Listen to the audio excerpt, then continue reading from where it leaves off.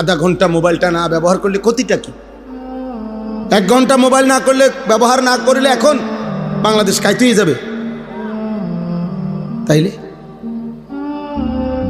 কিছুটা সময় যতক্ষণ পর্যন্ত এই বড় মোবাইল থেকে নিজেকে আলাদা না করা হবে, যার মধ্যে আমাদের সারা পৃথিবী বিখ্যাত শেখুল ইসলাম আল্লামা তাকি উসমানী দামাত বারাকাতুহুম তিনি ফতোয়া দিয়েছেন, এই বড় মোবাইল দ্বারা যে গুনাহ থেকে বা মোটেই বাঁচতে পারে না, তার জন্য এই বড় মোবাইল ব্যবহার করার কোনো অনুমতি নেই।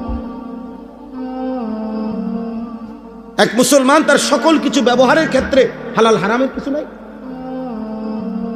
জায়েজ না জায়েজের কোনো বিধান নাই। আমার মন চাইলেই হলো। আল্লাহ আমাদেরকে হেফাজত করে। আমরা স্বপ্ন দেখছি, এই শক্ত কথা, এই কঠোর, এই ধমক, এর বিনিময়ে উদ্দেশ্য ঝগড়া করা না।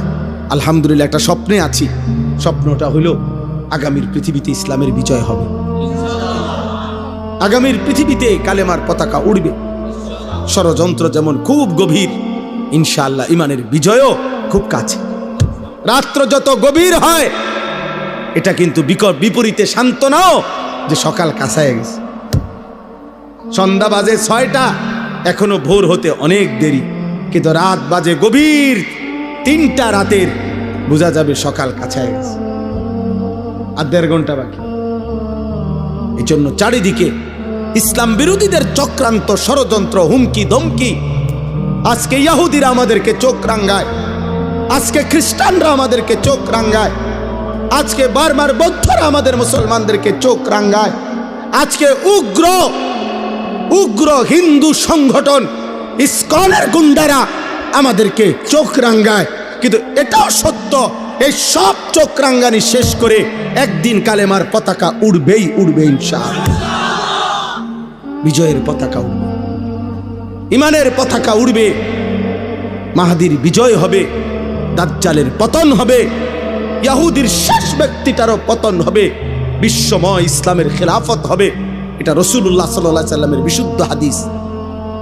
নবীজি সাল্লাল্লাহু আলাইহি সাল্লাম বলছে, যদি শুনে থাকো কিয়ামতের আর একদিন বাকি, তবুও বিশ্বাস রেখো উম্মত, মাহদি আসবে। নবীজি বলছে ইমানের বিজয় হবে, আরেকবার পৃথিবী কালেমার পতাকা বিশ্বময় দেখবে ইনশাআল্লাহ, ইনশাআল্লাহ,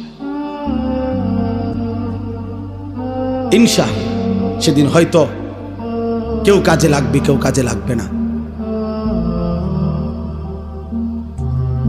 কেউ হয়তো ইমানের পক্ষে থাকবে, কেউ দাজ্জালের